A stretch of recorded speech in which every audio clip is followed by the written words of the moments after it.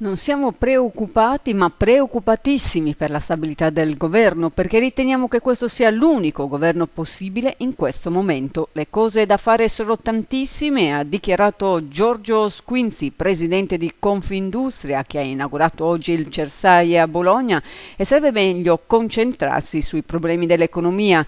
Governo a rischio è stato chiesto dai cronisti, questo ha escluso Squinzi, è difficile dirlo, e per la ripresa nel 2014 c'è l'eventualità più probabile perché usciamo, ha dichiarato Squinzi, da un 2013 ancora negativo. E sul Cersaie sentiamo le parole di Giorgio Squinzi.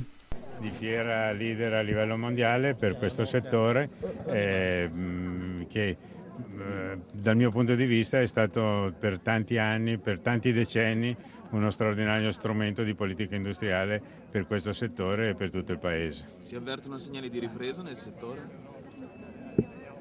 Beh, in Europa molto a pelle di leopardo.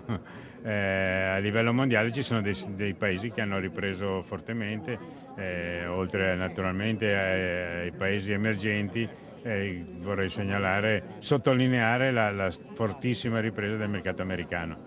C'è stato lo spazio anche per il calcio, un dispiacere particolare perché ieri abbiamo fatto veramente una figura inaccettabile. Il presidente di Confindustria e patron del Sassuolo Calcio, noto appassionato milanista, ha commentato la dura sconfitta contro l'Inter per 7-0.